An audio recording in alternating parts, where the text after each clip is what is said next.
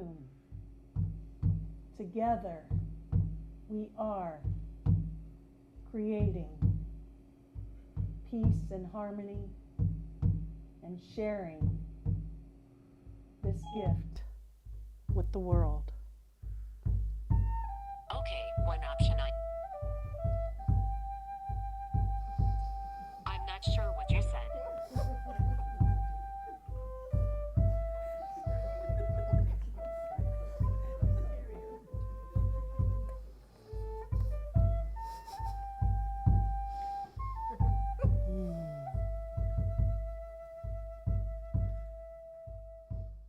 Well, interesting. Sari may have had a few words to say. I tell you, I bought this phone just last week, 10 days ago, something like that, because I dropped my other one in my coffee. And I was like, where's my phone? And I'm looking around, and I went to get a sip of coffee and found my phone. And so sort of like the TV, it was toast, as they said. And so I got the new i6, and Sari, always on my other phone, she talked. You push the button, and she says, how may I help you, or whatever. Well, on this one, I've pushed a gazillion times, and it lights up, but there's never any voice. Well, Sari found her voice, and I didn't touch it. I swear I didn't touch it. My phone was silenced, so that was, well, whatever. Sari found her voice. So that was interesting. Whatever, there's a message in there somewhere. So there you go. What's that? I remember to silence mine. That's right. She was Sari. Yeah. Well, she was silenced. I don't know. She was determined. She said, how may I help you? How may I help you? That's right. Exactly. Well, we could use $500,000, Sari. Okay, got that. So anyway, before we get into the lesson today, got to share a little humor, as if we haven't had enough already. But a man in Florida in his 80s calls his son in New York one November day. The father says to the son, I hate to tell you, but I got some troubles here in the house. Your mother and I can't stand each other anymore, and we're getting a divorce. I've had it. I want to live out the rest of my life in peace. I'm telling you now, so you and your sister shouldn't go into shock when I move out. He hangs up, and the son immediately calls his sister in the Hamptons and tells her the news. The sister says, I'll handle this. She calls Florida and says to her father, don't do anything till we get there. We'll be there Wednesday night. The father says, all right. The old man hangs up the phone and hollers to his wife, okay, they're coming for Thanksgiving. Now what are we going to do for Christmas?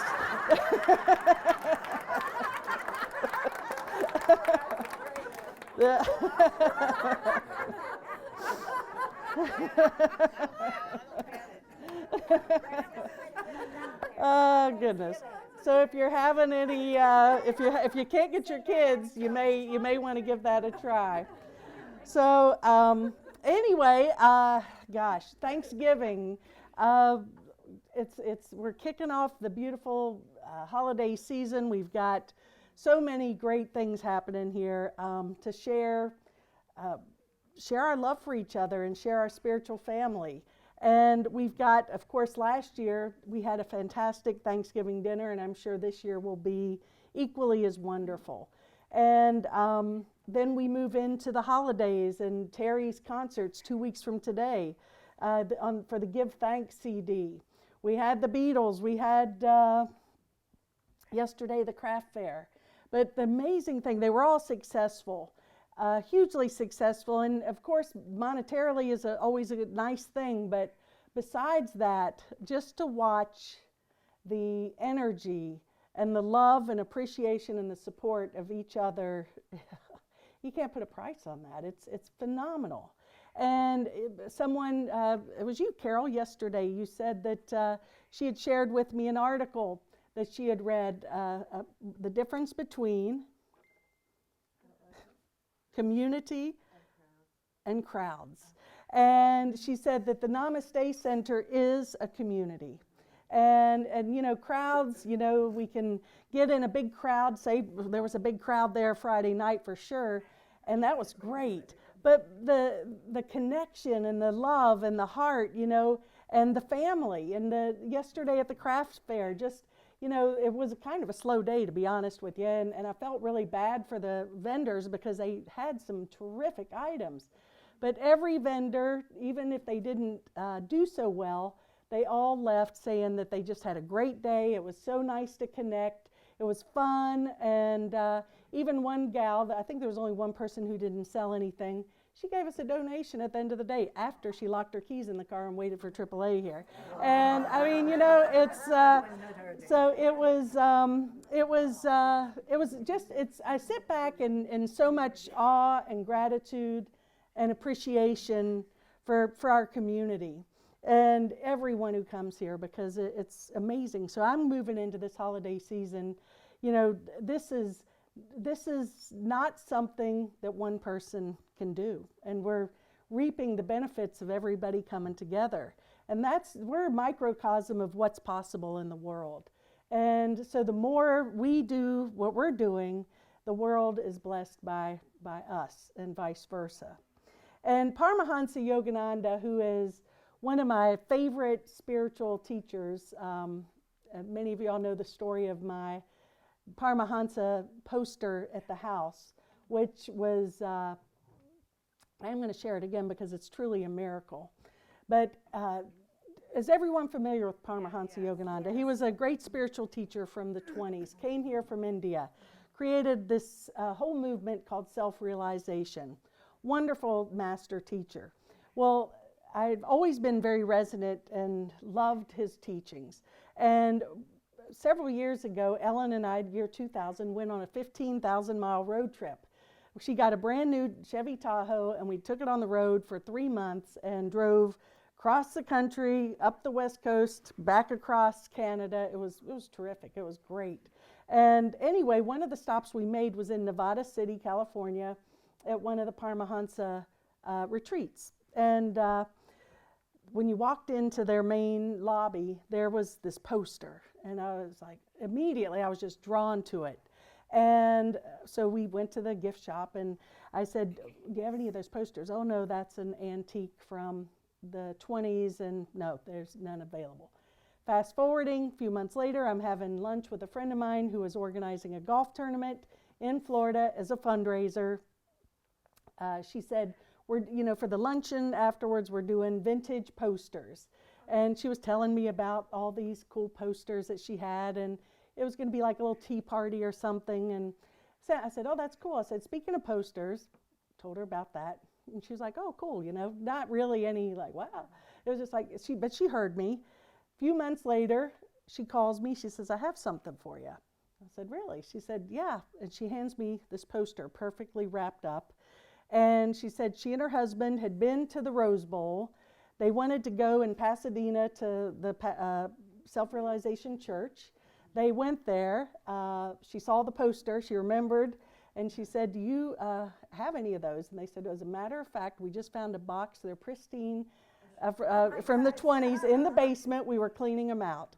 So she brought that back, and it's a treasure in my life and in my house, and just an example of the universe just continues to bless us. And that was such a miracle because that connection was there. And it's up to us to really keep our hearts and minds open to receive, because blessings are out there. They are, folks. I mean, we just have to open ourselves up to receive. Get out of our thinking mind and get into our heart mind. But Paramahansa, this quote, it says, it just felt good to me. And don't worry, I'm not talking commune, okay, just in case. I'll preface this with that. But he says, start now building colonies. Now, you got to figure this was 60, 70 years ago. And stop industrial selfish society from gambling with your destiny. Get away from the perpetual slavery of holding jobs to the last day of your life. Buy farms and settle down with harmonious friends. Work 3 hours a day, love that, and live in the luxury of the literary wealth, and have time to constructively exchange divine experiences and meditate. And I'm like, yeah, doesn't that sound nice? It's 3 hours a day. That part got me right there. I'm like, but that to me is what we are creating. We've created it here. We're creating it on a bigger bigger scale, right over here at Highland Lake on our 3 acres. An opportunity for us to just take a deep breath, and step out of the hustle and bustle of life that is, it's tiring sometimes. Now, I have to say, this weekend was, for many of us, a lot of hours and a lot of work. And last night, the first thing I did was I ran into the house, and I said to Ellen, my legs were like jello. I ran straight Epsom salts, baking soda, jumped in that, and but it was not the work that was a bad work, but it was just, I was physically tired, but it was a great weekend. And it was a lot of work, but it was so productive and it was so harmonious that it was actually, in many ways, inspiring and uplifting. And I really do, I don't think it's about just working 3 hours a day, whatever that is, but it's about really doing God's will, living in harmony and peace, and nurturing and supporting each other, and really taking care of ourselves and each other. And this is happening, and for that I am so, so, so grateful.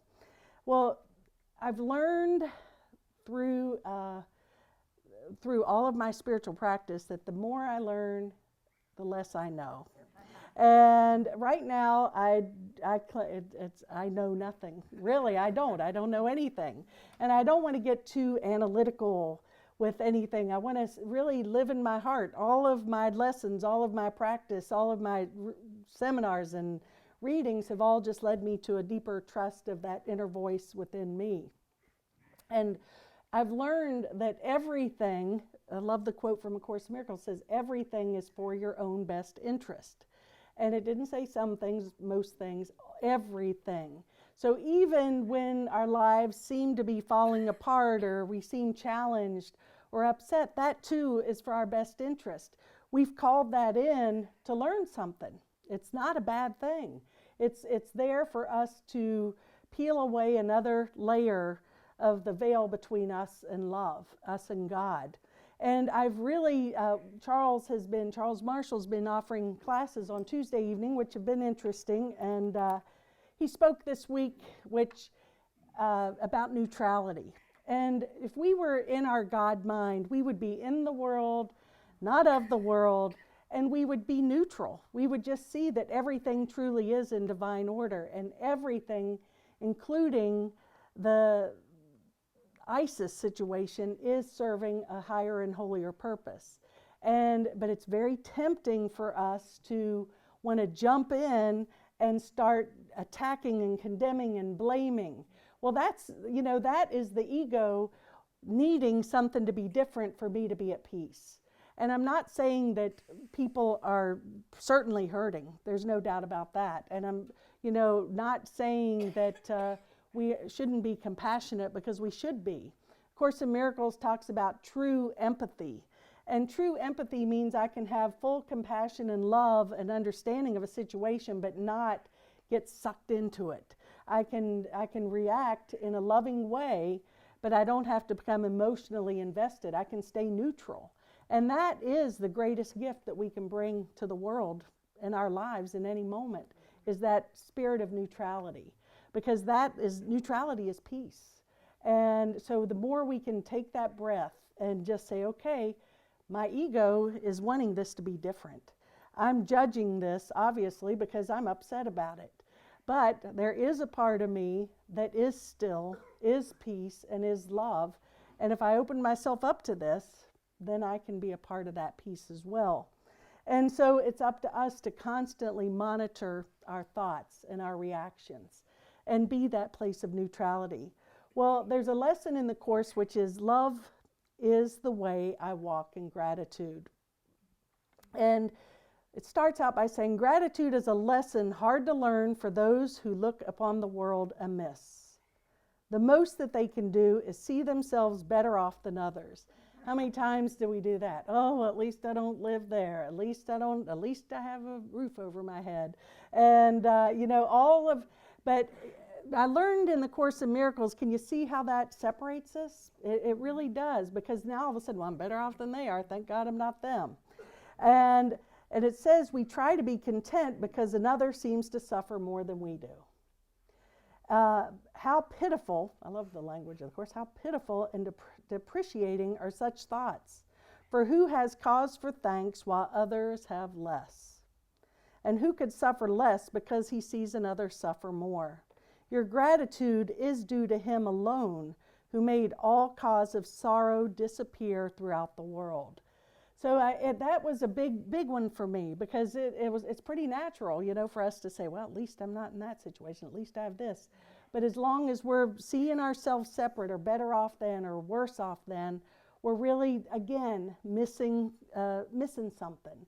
And the Course in Miracles asks us to question every value, every belief that we have about everything, because it's upside down and backwards. We've been programmed to keep us totally immersed in the illusion. And the more I can keep my attention on war and conflict and battle and health and whatever, the more I can keep my attention on that, then the ego has won, because I'm taking my eye off of the Spirit of God within me. And this lesson goes on to say, love makes no comparisons, and gratitude can only be sincere if it's joined with love. We offer thanks to God our Father that in us all things will find their freedom.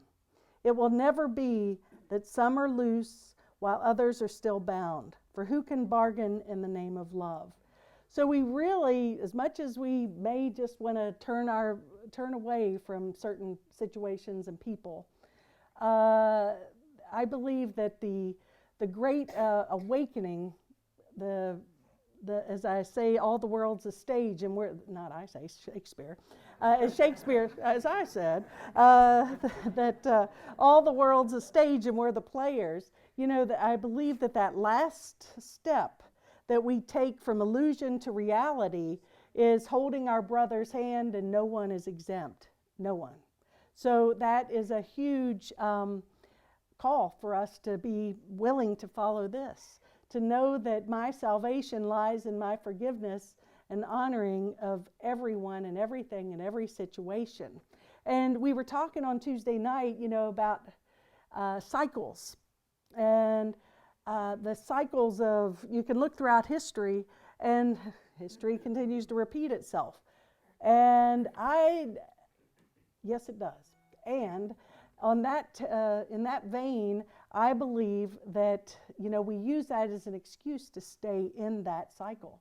Well, and how many times have we been told to go back and look at your history books? So this has happened, and see, it keeps happening. Well, yeah, it does, so we're going to create it again. Just change the players. And I believe that this time in our experience is when we're going to step out of that. We're going to actually take the higher road to peace and love and honoring and oneness. And that each of us has a role to play in this awakening. We just have to be willing to do that. And the first thing that we have to do is to be willing to relinquish all my judgment, any thought that keeps me separate. We're living in, we've been told from many other galaxies and races throughout the universe that the planet Earth is the one they're watching right now, because it's like, are they going to blow themselves up, or are they going to take that leap into peace? And I'd like to think that I don't want to think that, I know that we're making the higher choice this time, indeed. And it's exciting. It's a great time to be alive. So we don't have to repeat those patterns. If I'm repeating patterns and I'm living in the past, I haven't forgiven the past, and I'm not staying in this moment. If I stay in this moment, all your past except its beauty is gone, and all that remains is a blessing.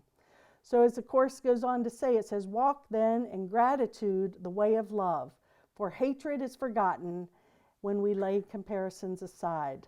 When your forgiveness is complete, you will have total gratitude, for you will see everything has earned the right to love by being loving, even as yourself.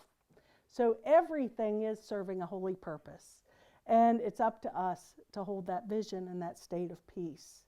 So in closing, our gratitude will pave the way to Him and shorten our learning by more than you could ever dream of. Gratitude goes hand in hand with love, and where one is, the other must be found. For gratitude is but an aspect of the love which is the source of all creation. God gives thanks to you, His Son, for being what you are, His own completion and the source of love, along with Him. Your gratitude to Him is one to you.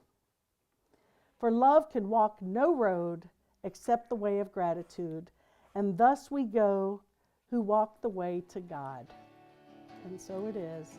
Happy Thanksgiving. Namaste.